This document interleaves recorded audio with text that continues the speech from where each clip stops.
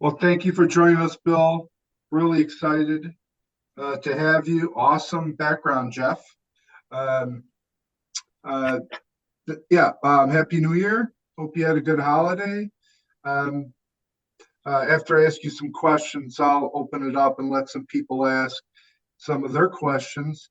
Um, I remember when I saw you in Chicago, um, I said, I want to interview you, Bill. And then you turned it on me and said, I'm going to interview you. Oh, for That, this or that at the time? yeah, at the time. Uh, Okay. so I kind of I like your tactic. You're very persuasive. I want to start out by saying thank you for your service. You Oh, know, um, yep. much respect on that front, and thank you for your service in the Greek tragedy that is Commodore, as you've Yeah, yeah. described it. I've got so many questions, but there was one question I wanted to ask before I get into things, which was, so you grew up in Indiana, huh? Right. And what about your childhood? Anything that got you interested in science or computers or electronics? Oh, oh yeah. I was that kid. I was a 1960s version of that kid. I had a transistor, or I mean a crystal radio in my desk, and I would run a wire over to the radiator and sit there and listen to the radio in third or fourth grade, that kind of thing. So my grandmother had bought me a big jar of things you dissect. So I dissected all these things. So I was definitely into science as it was. I laid in the backyard watching stars through a really cheap telescope till the water was just on the lens and me and everything. And so yeah, I had a very sciency interest. But then my dad bought me one of those 151 kits, with the little springs and the wires. And I couldn't get enough of that. I built like all the projects. I broke one of the transistors, figured it out, replaced it. So it was evident there was something wrong from early on. Hey Jeff, can you turn on the jail bars, please?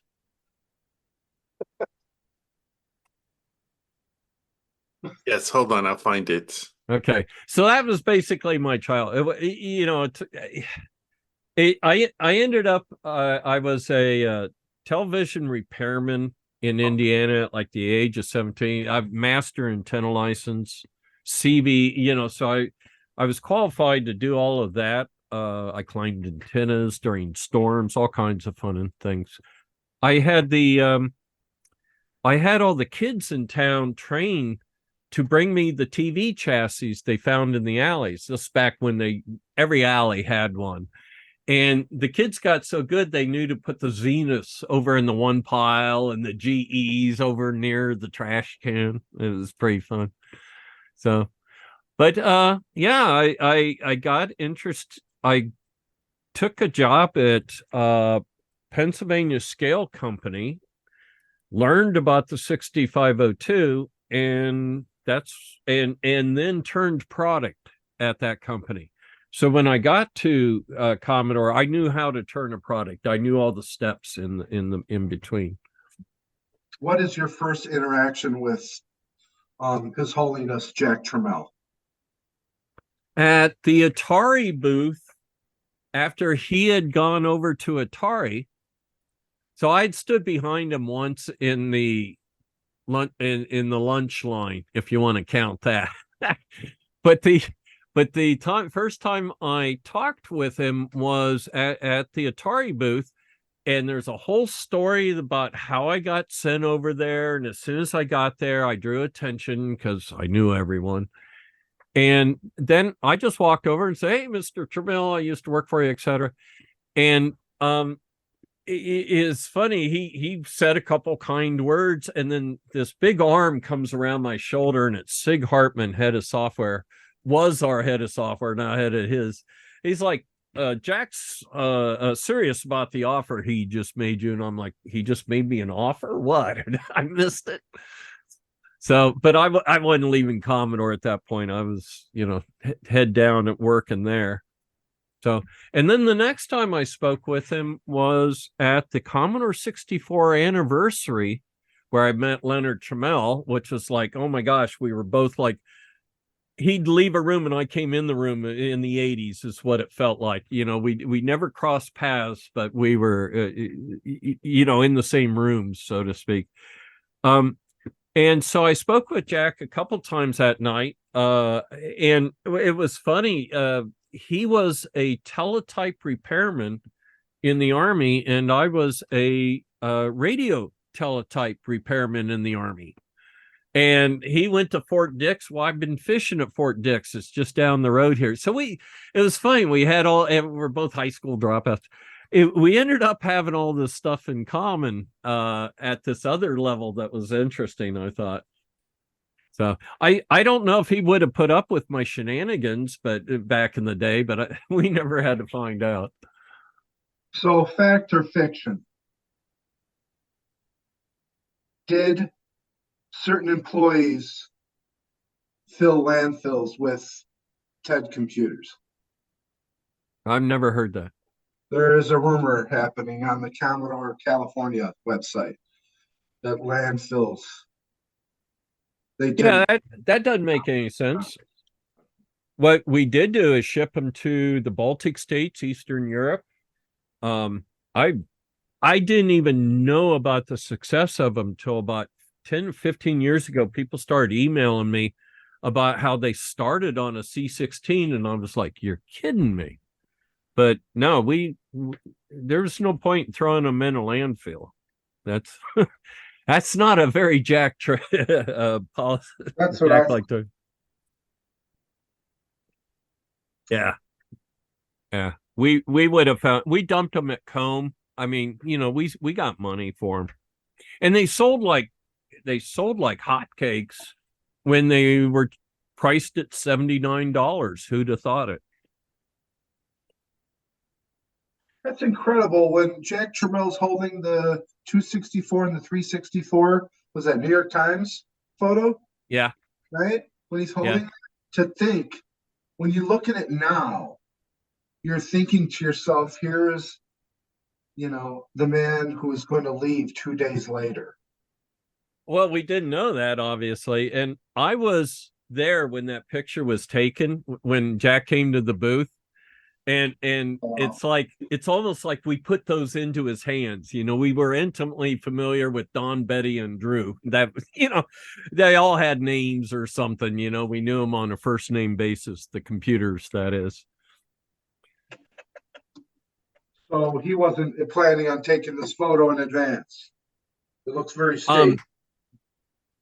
If that's the one I'm thinking of, that's from the CES show. He came down, and at one corner of the booth, they had a couple camera guys show up, and then there was regular still photography. But this is the days where video cameras, the guys had big belts of batteries, to run their camera for half an hour and stuff. It was pretty amazing. What was the biggest challenge with the TED that maybe you surprised that worked? No, I was never surprised it worked. Yeah, no, that was like a clean cycle, it felt like to me. I mean, there's cool stories. We had to learn some things along the way. For example, one of the things is Dave DiOrio assumed that 256 registers would wake up in a random state, and he used that for white noise. He a bucket brigaded. Well, it turns out that due to the layout of the chip, it's not random. It had to deal with things around it, and so it sounded like it wasn't white noise. And so it's funny. Dave had to go find a random number 256 bits long. He used our book from Rand, and we looked up a random number, and we programmed that into the TED chip so the white noise would sound white. So that's one of the funny little things. That's funny. We have a question from Daniel. Dan says, why didn't the TED get sprites? The Commodore 64 had sprites. You I said that mean, a number of if times. you want sprites, get a Commodore 64. You know, You is said that the a answer. number of times in your presentations. Yes. You want a Um, 64, go get a 64. That was the reasoning? it, the VIC chip, if you saw the layout of it, is a sprite engine with a bunch of other junk around it. You can't open a TED and drop a sprite engine in it. It's like that's two engines. There's not room for them on that die. So what you got in return was we used those cycles that Vic would use doing sprite data pointer fetches. Is they used it for the 121 color fetches. So, the idea of the TED was it's a business machine. If you're playing sprites on it, the boss ain't going to like that. But you can have an editor. And we had two printers and a dedicated monitor, all part of the TED series. And we significant investment in releasing the whole thing at once. New joysticks, as you know, everyone hates them. But the idea was this was more like what you might sit and compose Adobe Illustrated like you do today, or a word processor or something. So, and it was only supposed to cost 79. Sprites are 200 or 199. Without sprites, 79. And it won't compete with Commodore 64. Can I ask you a question, Bill? Sure. At what point did this focus from the enormous success of the 64, from entertainment and competing with the 2600 and all these other 8-bit computers, when did Commodore shift from entertainment to home or business productivity? Well, when I got there, there was a business line of computers like the B128, the the PETs. So I'd argue we started in the business and migrated a little into consumer, but Chuck Peddle wanted business. And Albert Charpentier saw this consumer possibility, and Jack saw the consumer possibility also. So and there was fighting, and it's East-West Coast kind of fighting too, as to like the VIC-20 started in King of Prussia, started with Bob Yanis, but ended up out in the West Coast under Chuck Peddle being done by a guy named Bill Seiler, good engineer. But it went out there because there was this turf battle going on, is my understanding. So, but the TED was meant. This is a day when I would get calls, people using Commodore 64s to run their business, and I would say, "Good God, don't do that! What's wrong with you? They reset every 20 minutes." So the TED didn't reset every 20 minutes. So I felt that was a step up. When you decide to work on the 128 and you're thinking about multiple operating systems, the CPM, the 64, 120, thank you for thinking about the 64 users, because I know that once we saw the 128, the hardcore 64 users that got it when it was just released, we wanted a 128. It seemed like a logical progression for us. So thank you. But at the time, were there any other competing systems that had multiple operating systems like this Um, out of the box? The answer would have been I wouldn't have known then, and I wouldn't have cared then. I was interested in our immediate competition. So Jack leaves, and I'm working on the LCD machine. That's supposed to be the next evolution of Commodore. You ask about getting into business, LCD machine was supposed to be it. Is that an LCD? No, it's upstairs. So I'm working on the LCD machine with Dave Haney, and Jeff Porter joins us, and then Jeff takes over LCD, and I jump over to 128 with Fred Bowen, and then Haney and Terry Ryan join us. And we knew it's 128. We needed an operating system that could address 128. So there's 128 mode.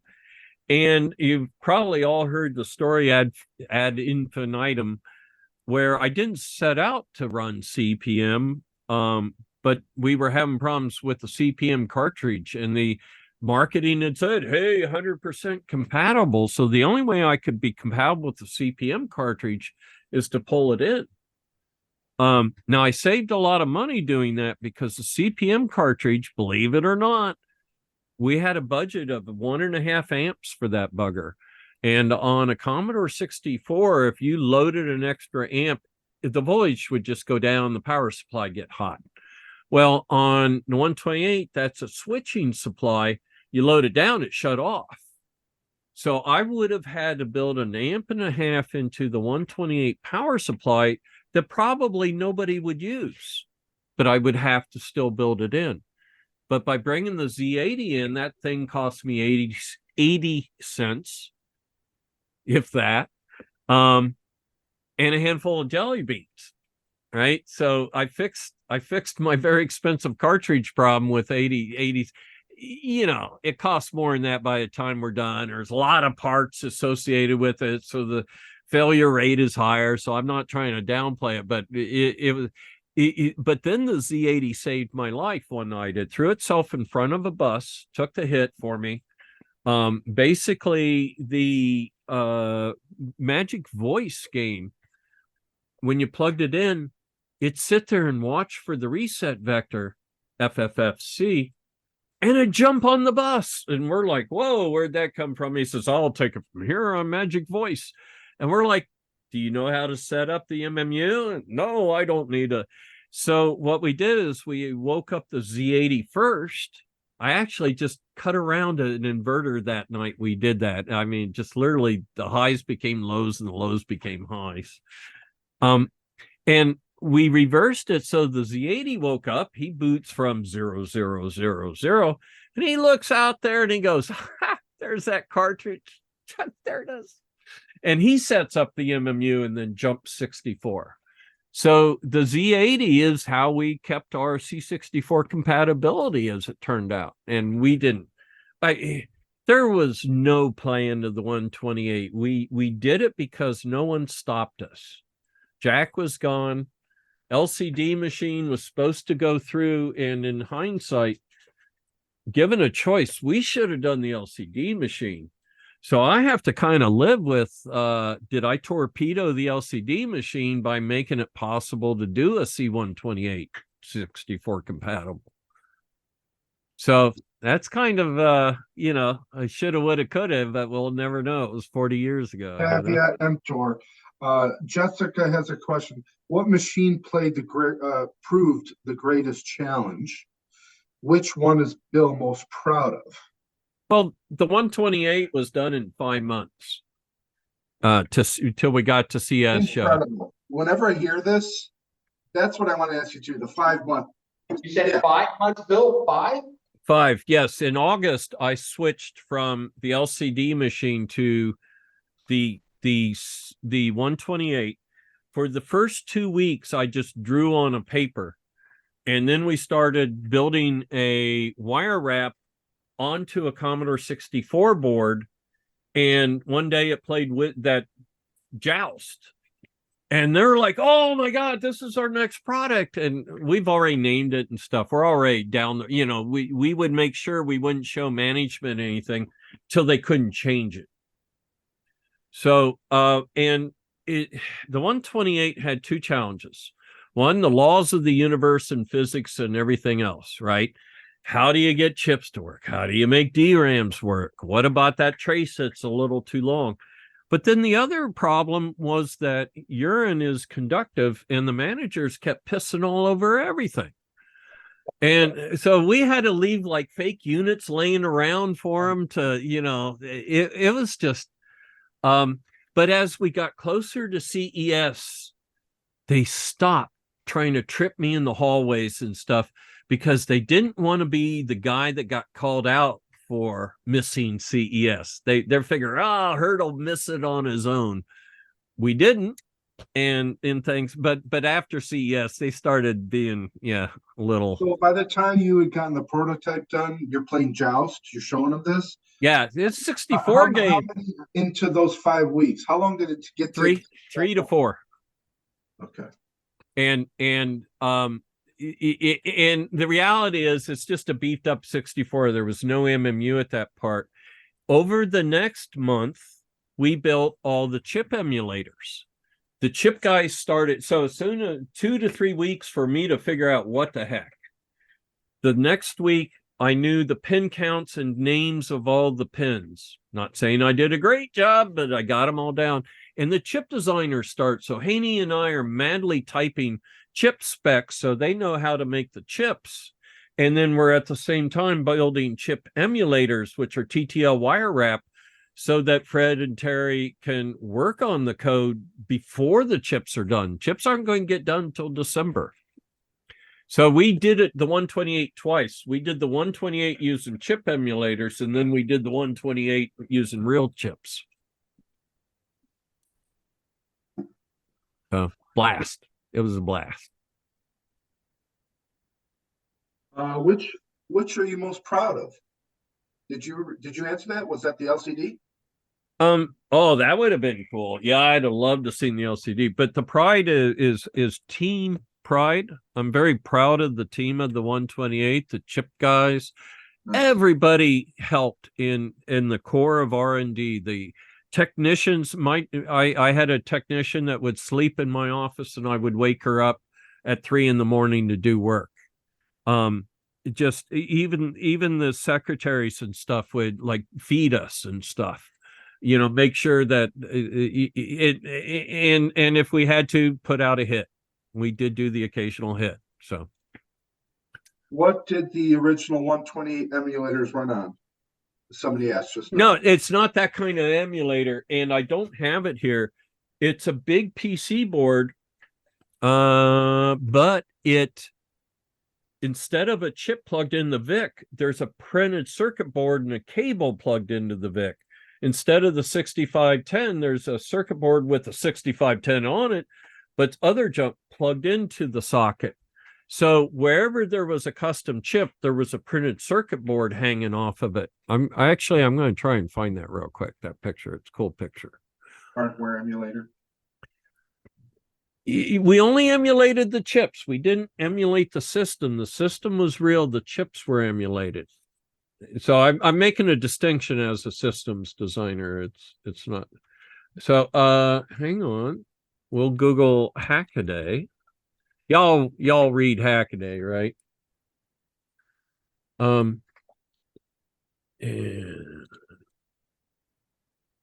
so when I did the story on Hackaday, I had a picture of this board. And am I going to be able to share my screen? Yes. Please. All right.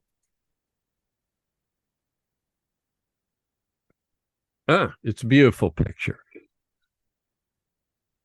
So to share, is it on the top or the bottom? It's bottom on Zoom, right? Bottom. Do you have to, oh, there it is. No, you're admin. Yeah. Yep.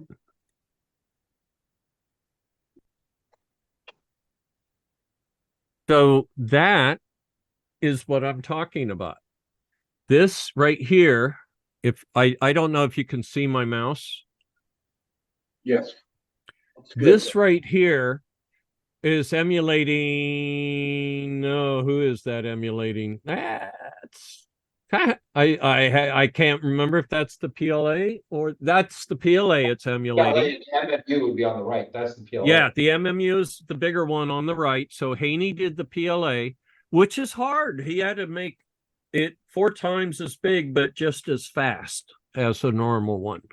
And then the MMU is off to the right. And then as we got further down the path, we would be able to like, oh, here's an MMU. It's got a couple problems. And we'd put the MMU in. And the coders had to, Terry and Freddie had to constantly adapt the code to the state of the hardware and the state of the chips. So everything was kind of on the fly. It's like a bunch of moving pieces all coming together. Literally, I think we got done like with 3 hours to spare before CES, because I remember taking a shower and a nap. Let's see. Here's what the bottom of that board looked like. And so if it looks like I started with a DRAM section down here and these big old power wires, this actually worked. We had 3 of these working. This is the second month, near the end of second month, going into third. We've got this board working. It's ugly, but it works. And you can see we've got dead bugs on it on the bottom and stuff. Awesome. So yeah, that's some of what we went through. It's got a beauty unto itself, though, Bill. I like it. Yeah. It's so funny because I can look at that. So I was an EMT in Mount Laurel, and I could drive by any intersection. If there was a pile of glass or car parts, I'd go, I remember that accident. Well, the same way all this junk on the PC, I remember that was a problem and that was a problem. And so our rule was we fixed everything the same day, even if it took till 5 a.m. Because if we had a problem that stuck around more than a day, we'd have too many problems. We needed to start fresh every day. Oh, Bill, question. I remember you holding up the C16. I think it was 2015 with Leonard Trammell in the audience. What did you mean by this abomination? You held up the C16 and said, this abomination. Yeah, this abomination, this one. Yeah. Can you please elaborate? It's an abomination unto man. It defies the law of man, nature, and good computing. But it found a heart, or found a place in some people's hearts. But the C16 started as an experiment. And the first one was single-sided. And we looked at it, we giggled, we looked at it again, and then we got serious about it, going, could this actually work? And it was the jumper count versus the cost savings of a single board, and the jumper count lost. So the next one, and so the story of that is I got warned that experimental unit was showing up by Commodore Japan. They basically apologized. And so I knew it was coming, and then we pulled it into Westchester type things and gave it the case and stuff. But it was just get rid of parts, stuff. Do what we did best. Make something cheap.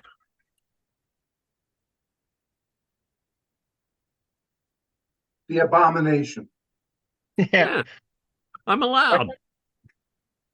Jeff asks, what key lessons did you learn from your time at Commodore that you would Sleep with a knife in the back of your belt. Holy.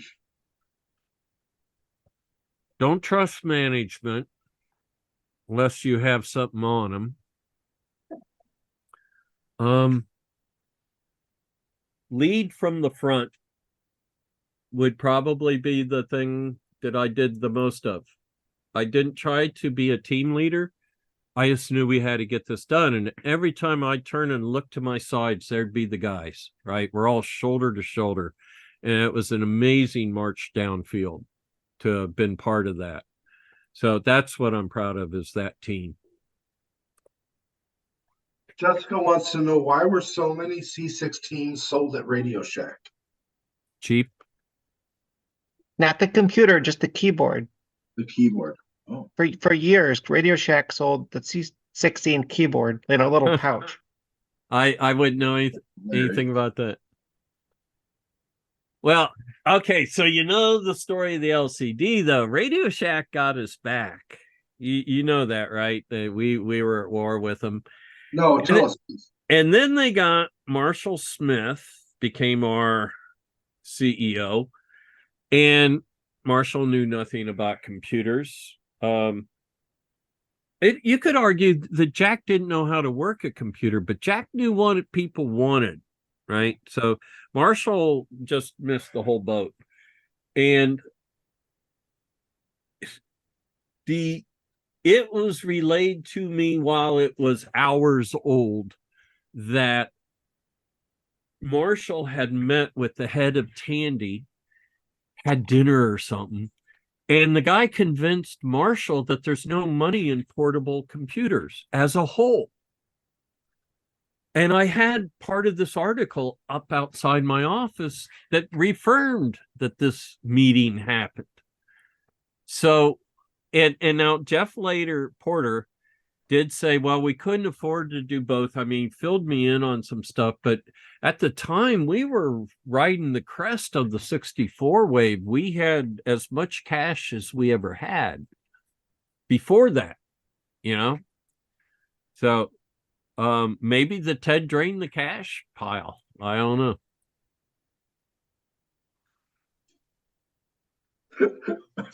Oh, Bill, you are hilarious. You are so funny. Marco says, when you see the Mega 65 and Mini 64, what do you think is the future of retro computing? Is there a future? Wow, this is Yeah. yeah. You guys have really amazed me in the last years. Not only the retro community that brings back to life old PDP 11s and stuff, but the community that makes these little emulators, you know, that you can relive the experience if even without the actual hardware. And I'm kind of in that camp because I'm an engineer. I like gigahertz computers, and if you can do it in software, do it in software. But you guys done an amazing job of capturing that feeling when you walk in a VCF, you go, oh, there's a shade of brown I haven't seen in years, you know, and you're petting it and stuff. I actually stopped hating Macintoshes this year. What? I did. So I'm gonna have to check your temperature. Hold on, I'm gonna open up live. Okay? So you may be familiar with the Macintosh librarian. She's got a prop called Mackie, which acts like a little animated computer. And I thought that's a great prop. I mean, they sell it, it talks, it looks at you, it does all that.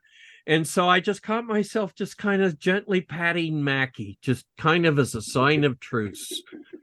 And so since then, I was like, it all due to Mackie. We should have her at VCF, Jeff. We could do that. Yeah. Yeah. Keep her on the short list. Sean, go ahead, reach out to Sean. Oh, Mousy. I probably got in his spam bin. Oh, already. Yeah, already. Let me, I'll have to follow up with him. But yes, I've contacted him. I'll follow up with him. Oh, very good. Excellent. If you guys have a hard time, I know her really, really well. If you guys have a hard time getting a hold of her, I know her quite well. Cool. Thank you. Yeah, it's amazing that you can throw something out and it's like, well, I know so you know, you get a group like this and, well, I used to solder with them, you know. So what else you got? Yeah, so which one of these new products are you most excited about? And with that question, I just found out that they're making the Atari 400 Mini. I just saw that. Yeah. So what's next? Well, what's your favorite? I don't know. I mean, for me, the computer I was saving my money for when I got my job at Commodore was an Atari 400. I couldn't afford an 800 and I was saving $20 a month, which was a lot back then, towards that $300 or $400, whatever a 400 cost. And so, yeah, I walk in, I see a real one. I'm like, oh, wow. So that's a cool feeling. Yeah. were you working, which kind of workstations were you using at Commodore through the years? So I started on a PET, and they caught me screaming, holding it over my head, saying I was going to throw it. And so a guy named Rick Billman came and got it because he wanted a PET. And I went over to the chip guys, but they had their own VAX computers. So I said, I want on the VAX. And they could have said no, but he made an excuse. This is Pat McShane did this.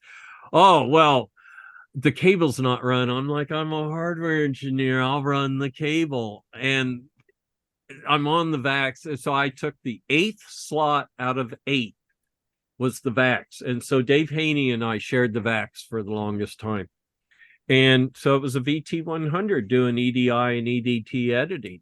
That was, you know, if you made a drawing, you made it with dashes and dots and stuff, you know. 8 to 10 people on a workstation seems to be pretty standard in that Not time. no, on a VAX, the On a VAX. entire one of those huge VAX machines. Yeah. Yeah, with air conditioners and stuff. But here it is, only 8 IO thing. Later they added boards and stuff and got a bigger VAX. So what else? Somebody had a question here. Let's see. It was a business machine. What was the Daniel wants to know, what was the intended product line after the initial machines? Of what? Of head? Or What was the intended product line? Yeah. 116, 264, and 364. And the 364 talked. We had gotten Dr. Richard Wiggins from the TI Speak and Spell crew. Also, Tom Brightman came from Texas. Good engineer there. And we had a talking 364 that when you combined Magic Voice and Magic Desk, you had something better than the IBM. We called it the Xerox, I think, but the window GUI, we had that. It was called Magic Desk. So I don't know that anybody ever used it, ever saw it. What happened to Magic Desk? Died on the vine along with the monitors and the printers and the 116 and the 364 Who and the developed- 264. Was it the Magic Desk? That's something that talked. Yep, it worked with Magic Voice, so it was talking Magic Desk, and it would go deleted file deleted. You know, it would do things like that when you're. I think I saw it at VCF Midwest. Someone actually has it. It actually works. I'm pretty sure. It should, and I'll bet Freddie Bowen's got a working version of it if nobody else. Yeah, I saw it at Midwest. Sorry. That's cool. Yeah, no, I'll have to check it out because that would bring back a memory flashback for me. Where did this relationship with Texas Instruments come from? Well, Historic. we had Commodore Texas, and then we just simply poached their engineers. It was Wild West time. We wanted a speaking computer, so somebody got the guys from TI Speak and Spell, which was the piece of technology. I mean, it's even in the movies, you know, the Speak and Spell back then. ET phone home. Yeah. And you need to call back, so you need to disassemble his Speak and Spell. The thing about the Speak and Spell is they got the interface right. Whatever it is, I can't remember, but they made talk. It wasn't like, oh, our computer, it talks. No, it's a Speak and Spell. It speaks and spells. It does a thing, right? So I thought that was excellently marketed and product designed, I felt. And when you say died on the vine, are you talking about politics? Yeah, without Jack. Yeah, without Jack, it looks like a cost savings to kill a line of OEM printers, right? So, yeah, it was sad. That's why I call it Act Two. Act One's big, right? All Chuck Peddle and Pets and Vicks and so Act Three's big, Amigas and PCs and other abomination. And Act Two is just that little turbulence where Jack Tramiel leaves. And so I'm from that narrow group of knew what it was like to work under Jack Tramiel and then do the next computer after him. Is anything after C128 an abomination? So 64 gets saved? If you knew what went on in management trying to hose over the Amigas, their own Amigas, they're doing stuff like going, oh, make it less powerful so next year we can upgrade it. That's an abomination. What? Oh, next year you make it even faster. You don't slow it down this year, you moron. That's how we felt about that guy. I didn't work there at the time, but that was the Sydney's, something like that. Medivh and Sydney's were the. No, we had fun. None of them were really abominations. Yeah, I remember. I mean, speaking to your point about dying on the vine, I remember when Al, was last year, and he presented his D64 idea to Tramiel, and Tramiel, ignores him and goes with some other design. He said, that's when I decided I had to leave. That other design was Ted. Yeah. So one thing dies on the vine, another thing advances, and then that team advances, right? Yeah. Because they have the ear of the great emperor. Right. We fought for resources, for better or worse. We fought for pencils. We fought for engineers. So the first thing I would do is get myself a pencil and a Dave Haney, when we started a new project. Oh, God. You are cracking me up, Bill. A pencil. How come no one else is laughing? Y'all are muted or something. Guys. I could unmute. I was just being polite by not being polite. I mean, again, can I go back? I mean, okay, Bill, you signed, thank you for signing my 64s. And you said, I remember in Chicago last year, you said, I didn't have anything to do with this machine. I said, I know, Bill. So I'm going to bring my 128 this year. Okay. But wasn't there this, I mean, it just baffles me that after the success of the 64, you'd think there'd be some momentum and continuing with this vast library of software and hardware and user base. But it sounds like infighting. The story that I would describe is that I believe that Jack Tramiel looked at the VIC-20 as a TI killer, the TI-99 killer. And the good folk at TI also put a few nails in the coffin.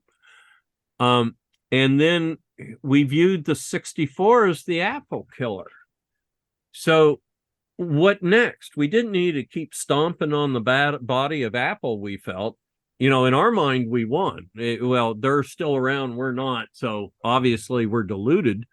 But in our mind, we won those couple of years. We just sprites. We had sprites. I mean. So you literally, the story is that he's competing with Texas Instruments? For the VIC-20. Yeah, okay. He wanted that space, and he was mad at him for not deals with chips and stuff. And then again, the 64 was like pointed at the Apple II. What the 64 got, where we got a little hung up was our cassette drive worked so well that Chuck Peddle didn't want us developing hard drives or floppy drives at the time. He felt the cassette drive was good enough. And it's a very aggressive cassette drive. I'll give it that. You can put your finger on the capstan and it'll still work. But that probably cost us a year and a half and then we ended up with a slow serial bus. So by virtue, we were already off balance. Then we tripped, and we got the slow serial bus. So We had some fast buses. They just didn't get chosen by management. Jordan says, on the subject of Mac, sorry, we're switching here. What is your retrospective view on Commodore computers versus Apple computers or any others in the 80s as far as learning to use, acceptance by the public, etc., seeing how the basic foundation of the Mac is still in use today? Right. No, if forgetting, hang on a second, my thing wants to restart because, software. 3 minutes of my computer will restart in 3 minutes and 40 seconds, and it's my ESET endpoint security, and it looks like it's not going to let me stop. I hate computers. Have I ever said that? I hate computers. Programmers, they should all just be taken out back and What's your retrospective view of the Mac? So the Mac real quick. Commodore didn't release to schools, so everybody got to see them at schools. Well, that was good for them because the schools could afford them. How many home users could afford $1,300 in 1983? And then for a couple $100, we had sprites. So the way we viewed the consumer market, we won that year. We did what we're looking. And again, the LCD machine was supposed to come out. And that was really the next evolution. 128 was just this little side road that we, to make a CES show and have something to show and stuff. So speaking of, a little anecdote here, there's a photo of you, paying respect to His Holiness Jack Trammell at the Computer History Museum, right, for the Commodore anniversary. Right. In the background is Steve Wozniak. Mm-hmm. Please, any thoughts? I blurred his background out in the book. That's my thoughts. Okay. I didn't want to ask his permission to be in the book, so I just blurred him. He's from the enemy camp. Jeff asks, can you discuss any innovative features of the 128 that you were particularly proud of? That got done. That it worked. Okay.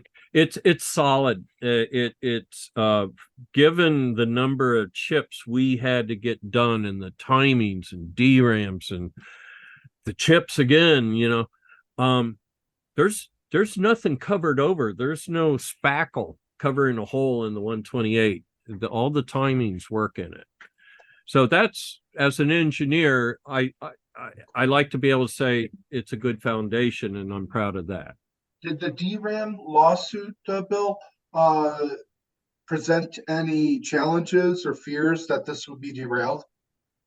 No, we were fighting DRAM availability all the time anyways, and it actually got worse. We started trying to make Micron DRAMs. They sold us the technology, and all that did was waste our resources.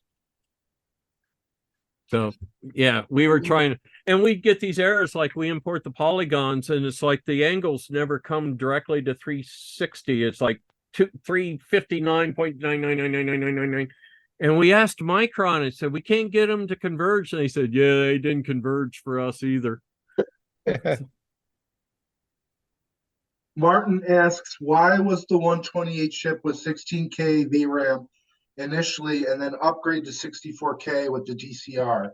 I feel like the 64K VDC's capabilities, especially color bitmaps, was never a topic in programming books, etc.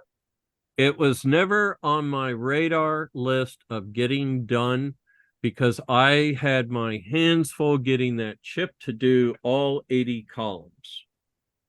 I mean, the night before, people are bringing chips to me at CES, and I'm installing them in computers as we're going, the 8563. It was all I could do to get that bitch to work, and it's not. Yeah, I'll not apologize for her. So I if it could do 64, or if it could do 64, if it could do graphics, I would have believed it, because it couldn't do characters right. It couldn't scroll right. So yeah, nah, that was never on my radar. I was now I had to call and cancel the hit on the chip designer. So it got good enough that he lived.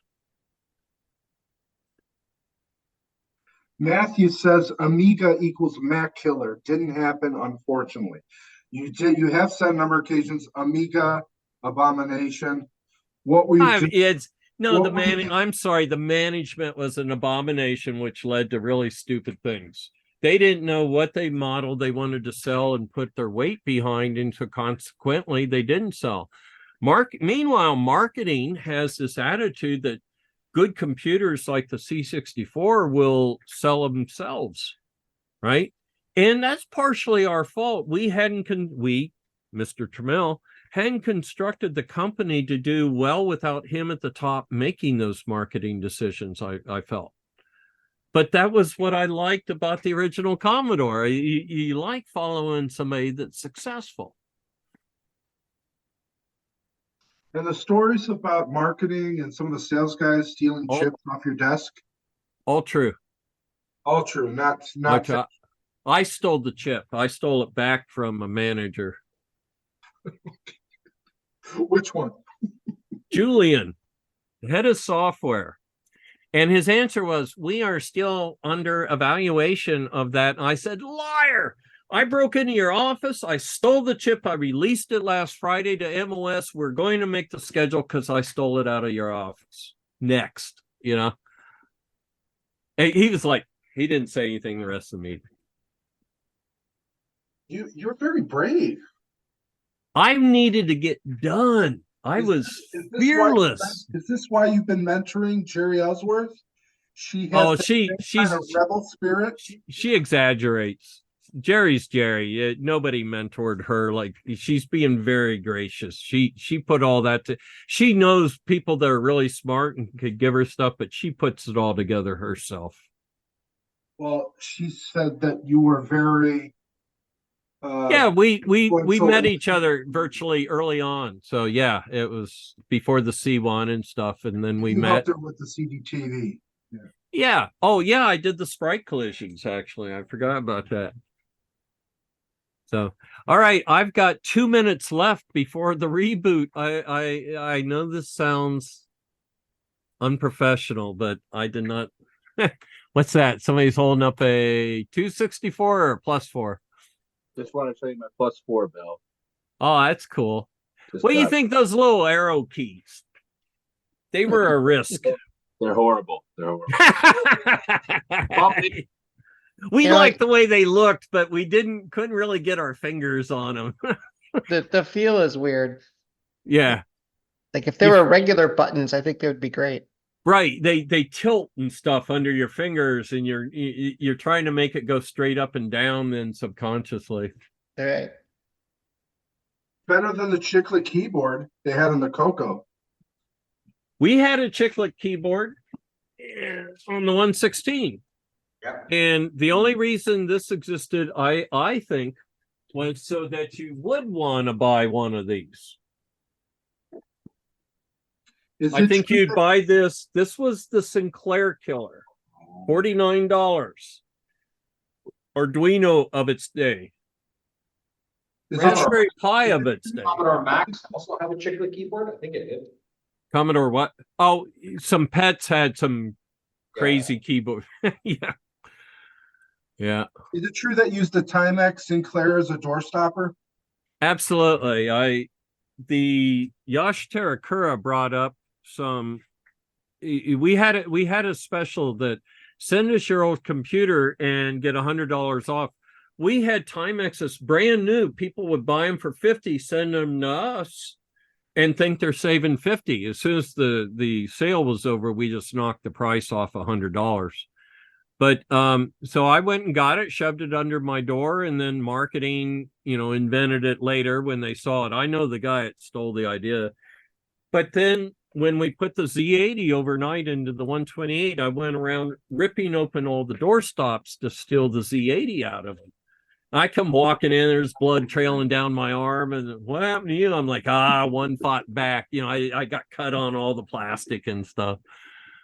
So it was... All right, I have 23 seconds. Um, Do you want me to rejoin or are we done? Is this pretty much Yeah, your we got some more questions if you want to come back, but what were the main challenges you faced while designing the 128? management?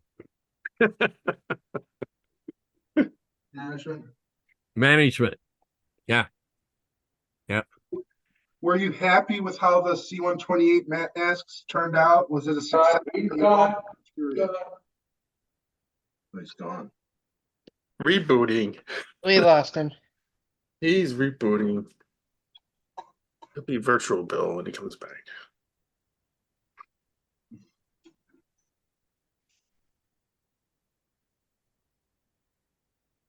Hello, Justin, Mike, Bruce, Matt.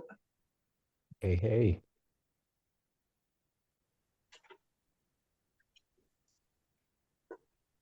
Let's see if he comes back. Anybody else have a question or thought here? I have a question. Yes, sir. Any news on TED replacement yet? A TED replacement chip?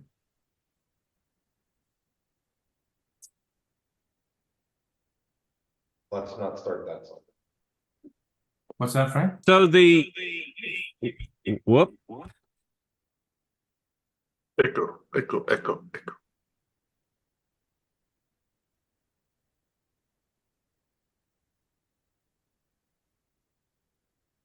Hang on, I gotta now fire up my video. So I heard the question was about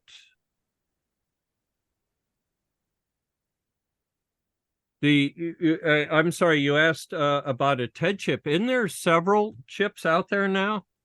Yeah, it was me, Bill. I was asking if there's I know there was a project that we're working on a TED replacement. But I Right. don't know whatever happened to that. They're only about 90% done. 90% done? That's kind of the number I've heard type. Yeah. I helped with some of it. They're stuck in a few places. Be great, Where- Bill. What are they stuck at? Just out of curiosity.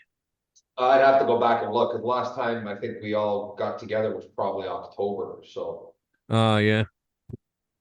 I'll pull it together and message you if you want. But Well, we have a Discord server where we talk a lot about stuff like that. If you want to jump on there and post, Johan Grip is on there. He did the Neo 128. yeah, I'm on your Discord. Oh, okay. Yeah, post there. Yeah. Bill, thanks for coming back. Question about the 264 history. Right. Any thought about the 1984 quote by Irving Gould? In April 1984, he says that the C64 line is taking most of Commodore's capacity and that the 264 line will not be produced until it can be done in volume. What's going on at this point?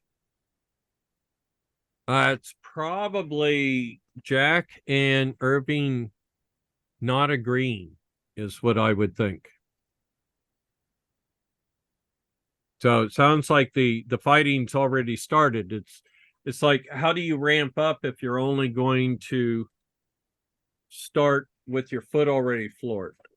Now, Commodore knew how to fast start. Yeah, But but Irving why- and Jack why- were button heads. so nobody could really, let their foot off the pedal so that they could prepare for I think production? it's cash at that point then. When you say fill our line, you that's cash. You can buy more line. So the basically, I think they're saying they were running low on cash around that time. That's in reality, according to Jeff Porter, they didn't do the LCD machine because they didn't have the time/capacity. Remember, they're interchangeable terms. To run them both simultaneously. And it's expensive to run the first part of a line. You have no advantage of quantity. Everything is very expensive. So Yeah. Jeff says, can you share some highlights from your early career? And I'm also curious, how did you end up at Commodore? Well, I worked with Headley and Terry Fisher at a company called Pennsylvania Scale Company. And I'd been hired as a technician, and as the newest technician, I had a crane and these big weights and steel-toed shoes, and I had to exercise and calibrate this big farm scale. Well, I optimized it and I got it so I'd be done by noon, and the boss gave me permission to troubleshoot these scales, which are 6502 based. If I got done by noon at 1, I could go do what I wanted, which was troubleshoot the systems themselves. And so I brought like soap, a washcloth, and a change of shirt, because that was hard work doing that. But by working hard, I could become one of the technicians. That's what I did. And then I wrote a couple papers about how we weren't using some of the parts right, because I love data books. I had all these, national data books. And so they kind of brought me into R&D kind of as a put up or shut up type thing. So that's how I got started. I became an associate engineer. I think I was 19 or 20. And so I was a full-blown engineer by the age of 22. So basically, I skipped the time that most people would be in college. Even before you told me that you were in TV repair, I'm not kidding you. I was going to ask you this same question, which is, what is it about TV repair that prepared a generation of engineers such as yourself and others that in my family that were TV repairmen? It was the only technology. Yeah. Remember remote controls when they came out? We were like, oh my God, you could change the channel with. Remember standing up and walking across the room to change the channel just to see what was on? I was the only. I was the remote control as a kid. Yes. Right. Yeah. So, So Bill, no, it's wonderful technology. It's wonderful. So my particular, most engineers have something they're just a tad better at, right? I'm bad at math, but I'm good at repair. I never got stuck, and that meant even if it's the chip inside the chip, I could figure out what's broken in there and figure out a way on the outside to fix it. So it was kind of like my wax on, wax off was TV repair, because I only got paid first. If I had took an hour to fix it, I lost money. So I first time I'd see a thing, I'd take an hour, but then you learn to memorize it so that you fixed it in 10 minutes, because then you make your $10. So yeah, it was, and I used my money to buy food. So my TV repaired them, and my eating were intricately related. That was your training. And did you have a mentor in TV repair that helped you kind of decide that you wanted to go in engineering? Yeah, not engineering. Nobody knew you could get into engineering. I was going to be a TV repairman because if I didn't, I'd probably be fixing combines in Indiana, But my Votech TV repair teacher taught me to shut up and figure it out. He literally said that. He gave me permission to just figure it out. And after that, that's I was free to train myself. Oh, like get your Now, hands with that dirty? said, it wasn't until I got to Pennsylvania Scale and I worked with people like Ken Barch and Headley Davis that the real education started. So I only knew enough to get in the door, if I'm honest. But then it was like, oh, I'm going to stay here. I like this. Jeff asked, how did you balance compatibility with 64 while advancing the 128's capabilities? 64 came first. It just we couldn't even move the dot and the I, you know. It's just it had to come first. How do you balance that with we're moving into the future with 128? So the 128 was a last hurrah. I call it 9 pounds of poop in a 5-pound bag. I Right. couldn't get 10 pounds to fit. It was kind of just like the Amiga's coming out, but it's not ready right after CES, so we got a bridge to the Amiga.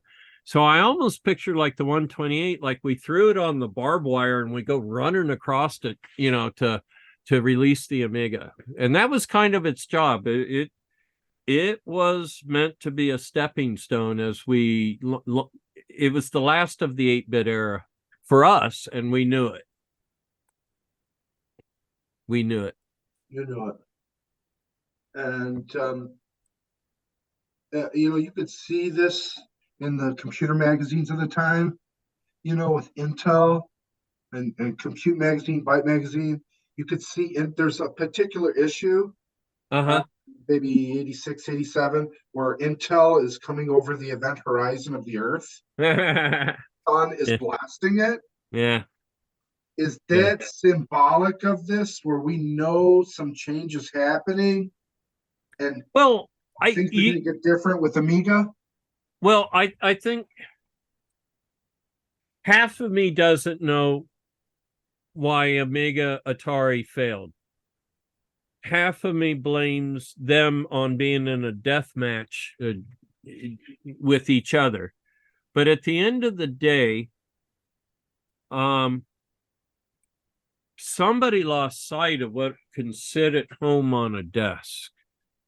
And the Amiga I know of is interesting and it runs a great toaster, but it looks like it was designed to run on a TV set, not on your desk. That's the personal issue I have with the presentation of it. So I think had Commodore said, let's up our game here, the Amiga could have been wonderful. I mean, they did stuff. They're throwing 68032s at it, closely coupled cache multi-processor, the high res double scan high res Headley displays.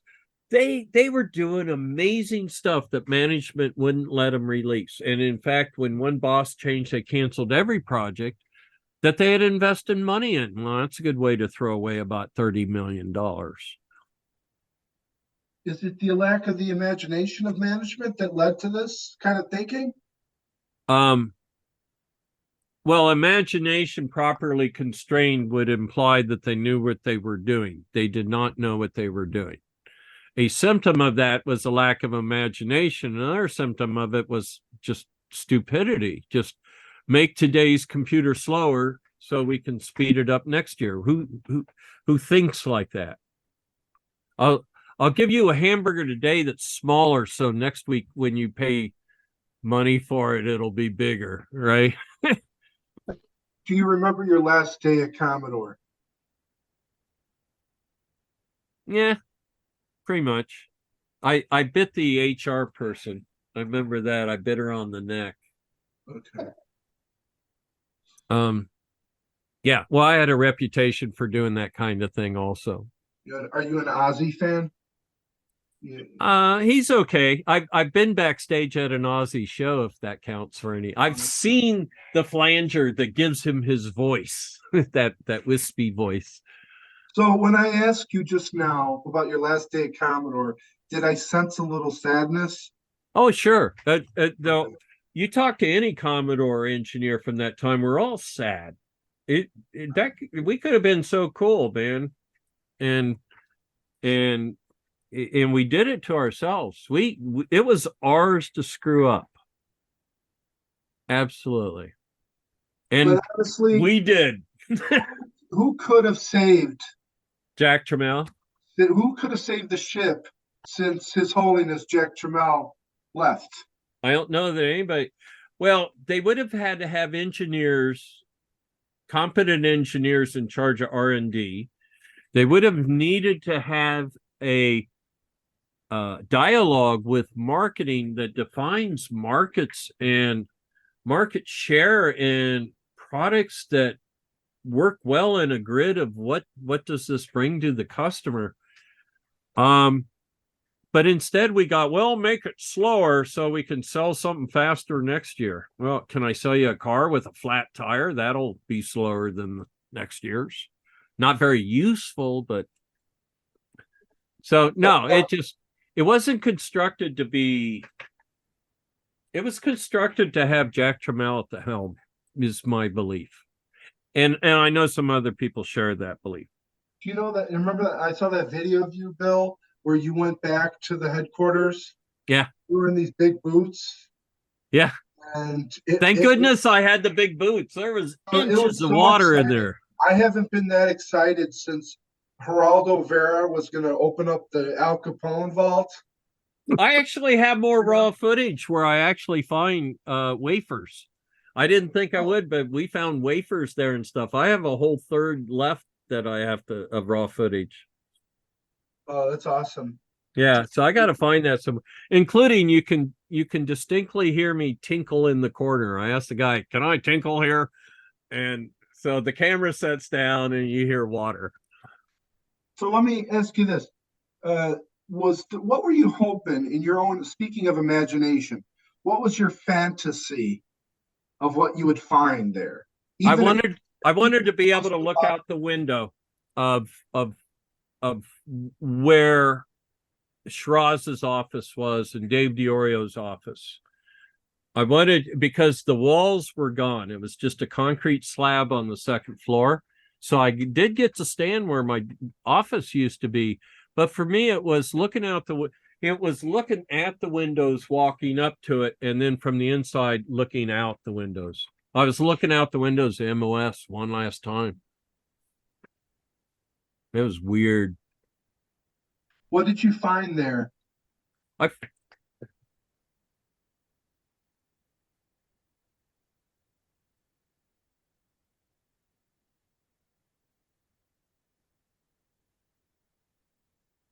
had two of these I took out of there with the permission of the guy scrapping it. And I broke one at Dave DiOrio's wedding. I had it in my pocket and I hugged Greg Berlin and shattered it. But I brought this wafer home. That's a day from the old 5.5-inch wafer, 6-inch wafers, and put it under the microscope, and it's one of my chips. It's an 8563. Amazing. It's like coming back to haunt me years later. It's an R9. It's like, so, you know, Ted, how many revisions? This chip, R9, just to get it to work. What are the odds? Exactly 3,000. I always liked that about Spock. For some reason, he always knew the odds. Don't tell me the odds. How do you view the evolution of personal computers since the 128? Oh, I hate all technology. I mean, like just now where it forced me to reboot. Now, wait a minute. I bought a computer to do something and I'm doing it, and you've got a different thing you want to do.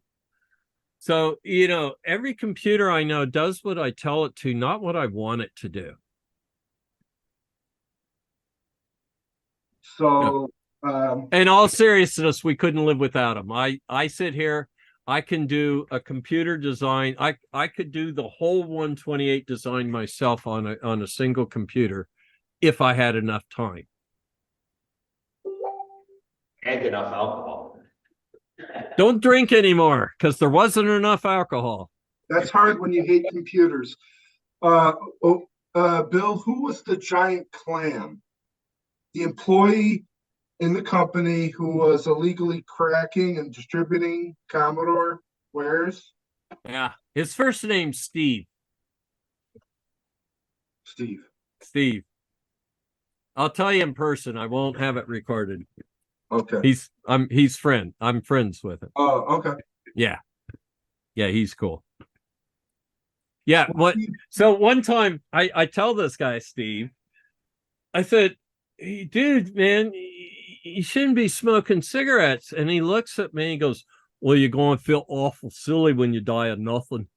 I'm like, gotta remember that one. What were you doing at the time of the Amiga 500? And that, yeah, what were you doing in your life at that time?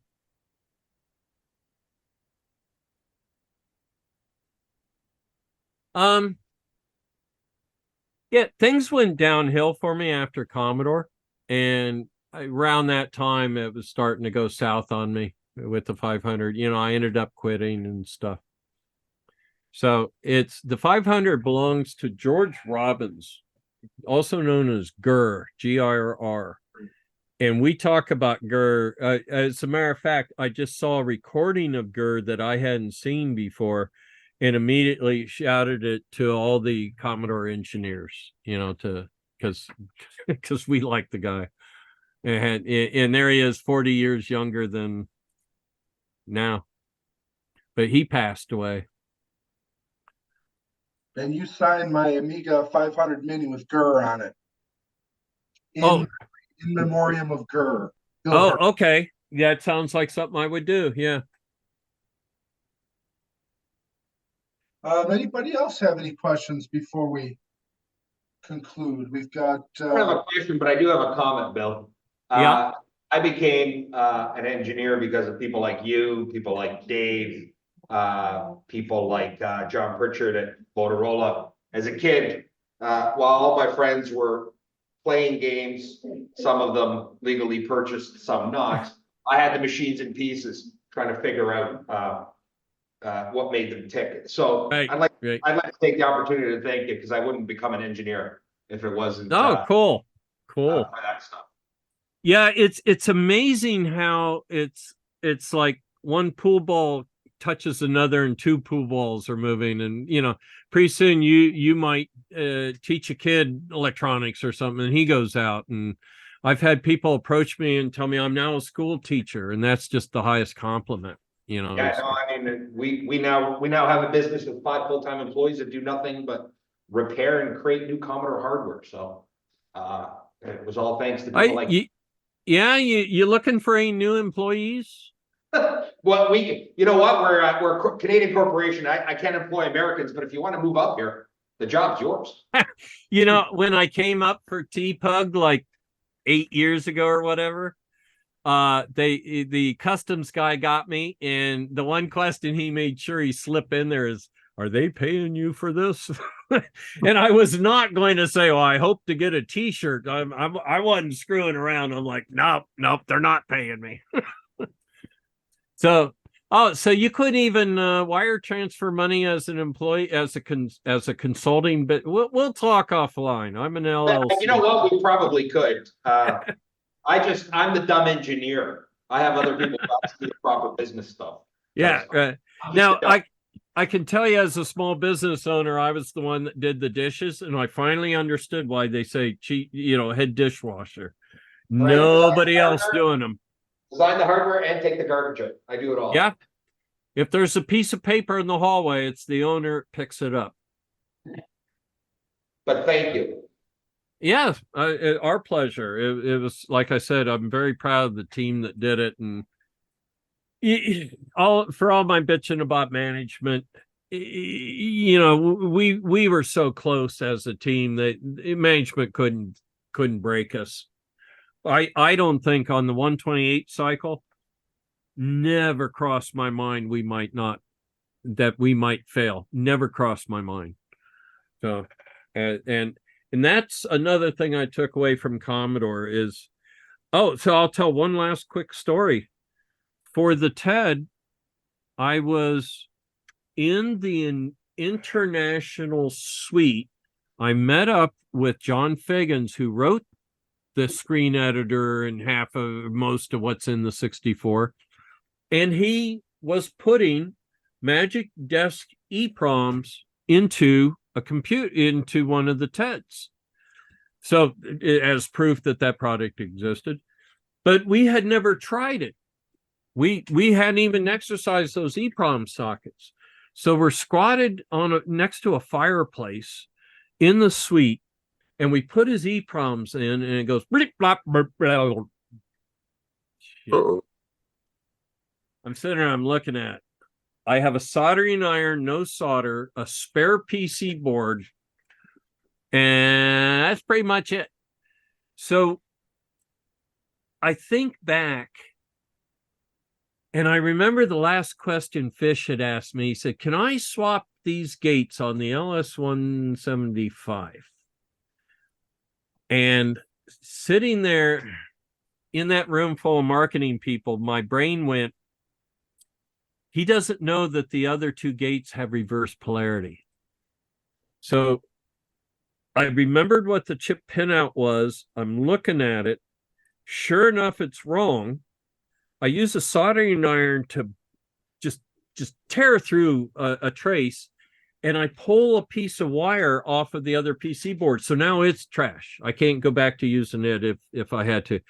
And I solder. I remember I had burns on my fingers and did it. And when we turned that on, it went, "Welcome to the magic desk." And I'm like, click, click, "Welcome to the magic desk." I mean, John and I shook hands, stood up. I walk out the door. I get my stuff. I leave because we're waiting on Kmart. I get 20 steps down the hallway, and 3 guys go by in blue suits. And I'm walking by, and then my legs wobbled exactly once. I, whoa, that was Kmart. I got done with like 20 steps to spare, right? And at that moment, I knew that I was the right engineer for working at Commodore.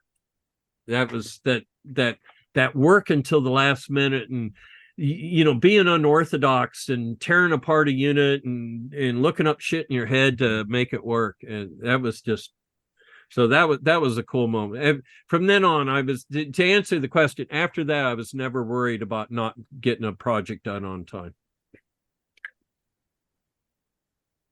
It goes back to your TV repair professor saying, get your hands into it. Yeah, And yeah. work with it. Yeah, Yeah. very ad hoc kind of way, right? Yeah. Experimenting with things. Yep. Just because the chip's broken doesn't mean you can't still use it. Was kind of the way we treated it. So cool. Thank you, Bill, for your time. Oh, Uras said, what was your first contact with TPUG? Well, I came there. I can't remember who invited me. I knew Steve Gray. So he would have been the first person I knew because of his color pet, and then your TPUG. So kind of everybody knows who you are, Even the customs guy did. When I told him, he's like, "Oh, something pet," and I'm like, "Yeah, I'm heading for the Toronto Pet User Group." Cool. We've got just an announcement, February 22nd with Fuzzy Bat. Woo, Fuzzy Bad. Yeah, that's me. Starting the Commodore Next Generation. Look, we've got some sci-fi theme. Yeah, I'm here. Fuzzy Bad, do you want to plug anything real quick about what we should expect? Yeah, so I thought, I'd give the presentation I was supposed to give at World of Commodore, which was converting the basic program to the Turbo Rascal. So Pascal-like programming language that compiles to pretty good assembly. Yeah, it does. I've recently had people tell me that they would drive home at lunch, compile Turbo Pascal program during lunch, and take it back to either school or work because it was faster at home. It was worth the drive at home to get it to the 128. So Turbo Pascal is cool. Yeah, I got to play Fuzzy Bad's games at VCF Midwest. Light Cycles. Yeah. Fuzzy Bad's referring to on the VIC-20, the 64, and the PET. And the Super PET, right? Not a Super Pet. I've got a 4032. Okay. Yeah, and right now I'm actually working on a newer version of my Light Cycles game. So I want to incorporate like maybe like multiple players and multiple like bot players at the same time. So Cool. That's how it starts. You start programming a Tron cycle and it just goes up from there. yeah, who knows where it's gonna end. I don't know. To be honest, I'm ready to start a new game. I'm kind of tired of like working on the same code base, but just want to finish this last version. Yeah. Probably start a new project. Awesome. Bill, do you have any advice for the Commodore, the next generation? I've been wanting to kind of feature people that are working in Commodore area, different Yeah. systems. Looking for the future. Yeah, I don't know what all I can say is thank you for remembering this stuff and thank you for the efforts y'all put in to keeping it alive. It's just, and I'll also say that you go to a Commodore user group meeting of any kind, VCF or whatever, and what's amazing, I mean, there's computers everywhere, but what's amazing is the people. Just talking with them, they all share this passion, and some are very passionate about it. So you guys have a great hobby, and you're good caretakers. So I'm very impressed. Thank you, Bill. We really appreciate your time, generosity, and Happy New Year. Yeah, Happy New Year to all. Everyone have a safe New Year. I'm showing up next month to throw peanuts at Fuzzy Bad, so that'll be fun. Awesome. All right, would that be the circus peanuts or packing peanuts? Virtual peanuts. I got to come up with Oh. something that'll cause real pain. Yeah, perfect. Oh, one more question. Yeah. Tim from Iowa. I called him the other day. He's from the Iowa users group. And I'm like, yeah, we're gonna have Bill. He's gonna answer any question. He said, any question. So Jim, who couldn't attend tonight from Iowa, you know him. He was at Midwest. Okay. Jim asks, boxers or briefs? So there's a story. I laughed. I got to the Army and I see these guys in boxers because I had never seen a boxer in my life. And they're like, boxers are brief. And I'm like, I'll try those boxer things. They look kind of cool. No. It was Oklahoma in the summertime in the desert. And that was just all that much more material shoved down in my uniform. So definitely briefs. Briefs. Was that more than you wanted to know? You put that on a t-shirt, Bill. Much more material jammed down my pants. Yep. So cool. All right. I'm going to jump, but thank you all for having me and making me feel welcome. Thanks, Bill. Thanks, everyone. Thank you, Bill. You're always welcome, bud.